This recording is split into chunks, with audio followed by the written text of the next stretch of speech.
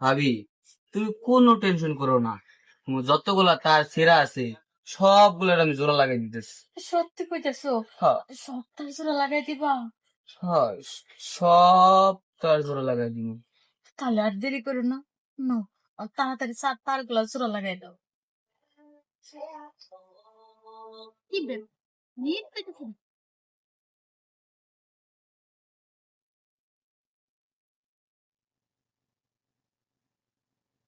রাসেল না? ও উনি কি করে? সাথে ওটা কি? তাই একটু লাগায়।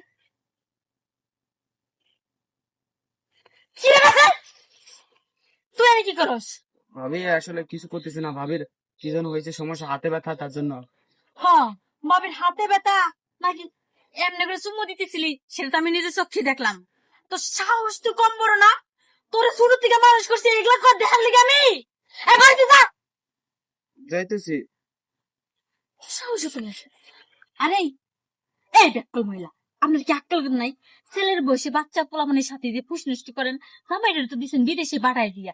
আপনার মানে এতই চাহিদা, সবকিছু উতলাই উতলাই পরে, জামাইটার রেখে তো আনবার পারেন। এ কত সাধু নিজে, এটা বুঝতে আমি জানি না। হয়েছে, চুরের মার বলা গলা জানতো আপনি?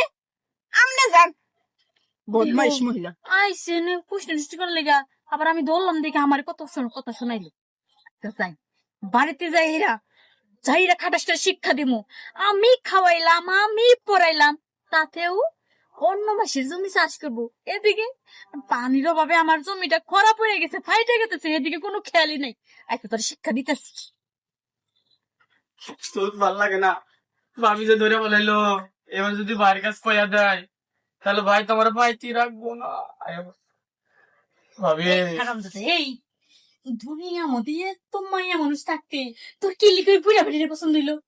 হ্যাঁ, তুই সুন্দর একটা মেয়ের সাথে প্রেম করবি, ইয়াং, অনেক সুন্দরী।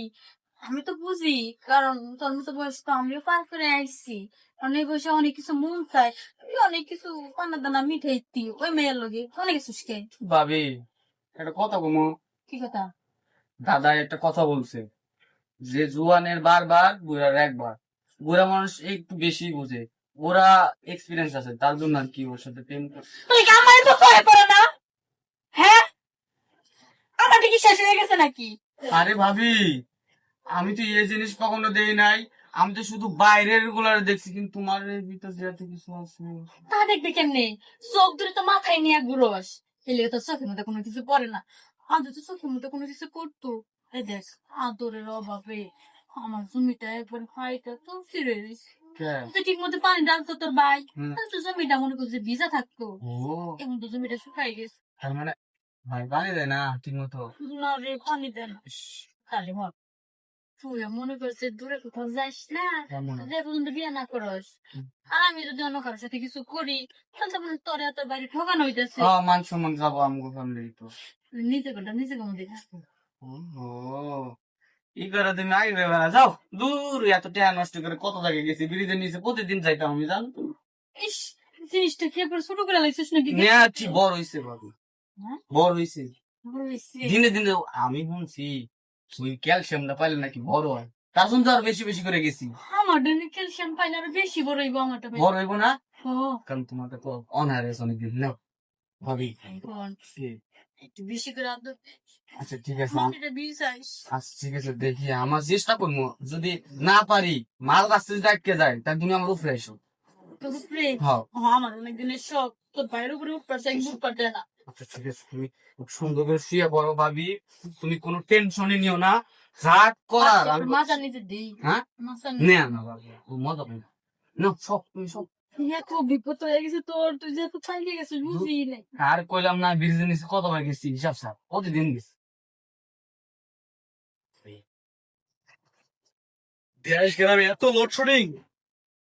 রাসেল, ও ভাইয়া, কি ব্যাপার? আর তুমি কখন আসলাম? ও, আমি মনে হয় আইসা ডিস্টার্ব করলাম তাই না? হ্যাঁ? আরে না, আমার চোখে না, একটা পোকা পড়ছিল তো। হ্যাঁ তাই বুঝছি। আর তুমি তো আমার বউ, তোমার তো আমি খুব ভালো করে চিনি। আর রাসেল কি রে, এই বড় ভাবি মানে কি? ওই বড় ভাবি মানে মায়ের সমতুল্য। আর তুই এই বিছানাতে শোয়াই নিয়ে বা বা বা বা বা, আর যদি 2টা মিনিট পরে আসতাম তাহলে খেলা শেষ। কেমন করে পারলি তুই আমার ছোট ভাইয়া, কেমন করে পারলি? ভাই এই উল্টা পাল্টা কথা কই না। একটা কথা কবে না। এই তোমারে খাওয়া পরা তেল সাবান 15টা কম দেয় কফ। স্যার দাও এর তো দাও না। শোন, একটা পুরুষ মানুষ সারাদিন তার পরিবারকে নিয়ে ভাবে, কর্মস্থলে ছুটে যায়, আর সে ঘরের মহিলা যদি ঠিক না পায় সে মানুষের সংসার পাবে। তোর মতো নীতি কথা বাদ দেও, আগে নিজে চরকায় তেল দেও।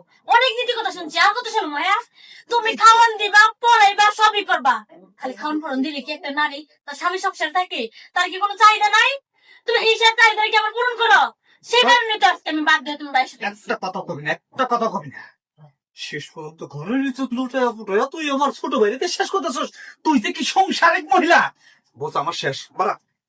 তোর মতো মহিলার এই সংসার কোনো স্থান নাই বা।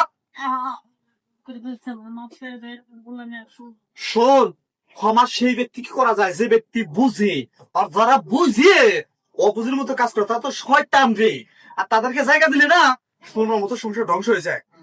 বলা কিছু করি নাই, করণ হয়েছিলাম, মাফ করে দাও। করবার নইছিলি, করস নাই। ঠিকই কইছে ভাই, তুমি তোমার বাইরে ছিল না। আর ভাবির শব্দ, ভাবি আমার ডাক দেয়, খারাপ নজর তাকায়। তোর ভাগ খচ্চর মহিলা, ওর বলের কারণে আমার ছোট বড় নষ্ট হচ্ছে। আচ্ছা ও আমার মাফ করে দাও, সংসার নষ্ট করে আমি তোকে পাই দিলে আমি এরকম গুলার জীবনে করবো না। শুনবো, এই বোঝটা যদি তুমি আগে বুঝতা না তাহলে আমার সংসারে না আরো আয় উন্নতি থাকতো। আর তুমি যা শুরু করছো না তাতে তুমি তো ধ্বংস হবে, আমার সংসারটা ধ্বংস আছে।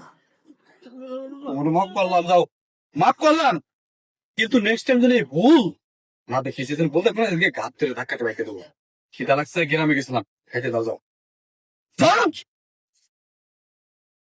কি মহিলা নিয়ে সংসার করি রে আমি, হ্যাঁ? 2 সেকেন্ড পরে আসলেই তো মনে কর যে ছোট ভাইটা নষ্ট করে ভাই, কিস আগে ভাই গাইছিলাম হাত মুখটা ধুই।